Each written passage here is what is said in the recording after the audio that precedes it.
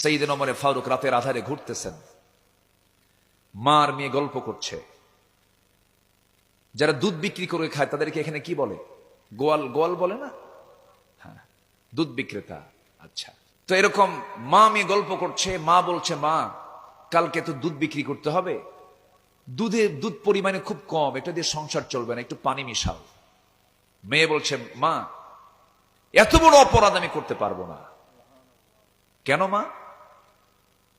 কেউ তো এখানে নাই, ওমরে ফারুকের লোকজন তো এখানে নাই, রাতের আধারে লুকায় দিলে কি হবে? তুমি দিয়ে দাও, কোনো সমস্যা নাই।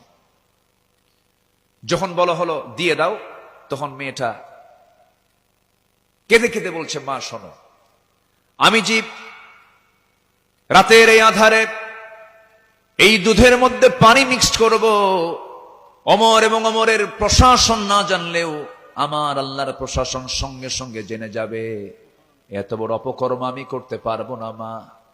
আল্লাহর কি ফয়সালা। সেই সময় ওমর ফারুক ওই মদিনার নিঝুম পল্লী দিয়ে ছোট্ট একটা লাঠি হাতে নিয়ে একা একা চলছিলেন।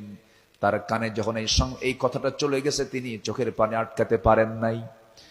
সোজা তিনি বাড়িতে গিয়ে বলছেন, বউ আমার, ও আমার স্ত্রী, আমি আমার আজকে ছেলে বউ খুঁজে পেয়েছি, আমার ছেলেকে বিয়ে দেব। আমি সুন্দর একটা মেয়ে পেয়েছি, খুব ভালো চরিত্রবতী একটা মেয়েকে, অমুক ঘরে দুধ বিক্রি করে তার মেয়ে, একটা রাষ্ট্রপতি বলছেন আমি ভালো মেয়ে খুঁজে পেয়েছি। সুবহানাল্লাহ বলবেন না? কার ভয়? আসতে বলবেন না, কার ভয়? আল্লাহর ভয়।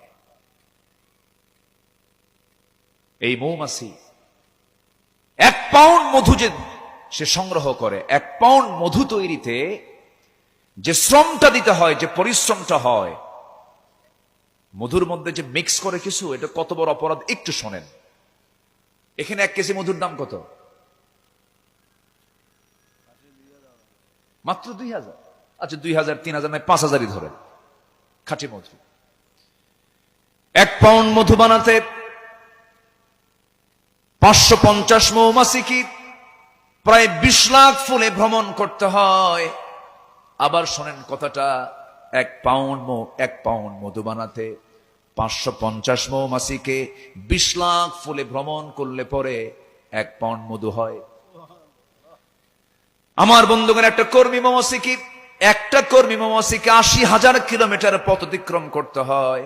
অন্য একটা গবেষণার তথ্য এসেছে, প্রায় 14.5 লক্ষ কিলোমিটার পথ অতিক্রম করলে পরে 1 পাউন্ড মধু তৈরি হয়ে যায়, যা গোটা পৃথিবীকে 3 বার করে ঘুরে আসা সম্ভব হবে। জোরে বলি সুবহান।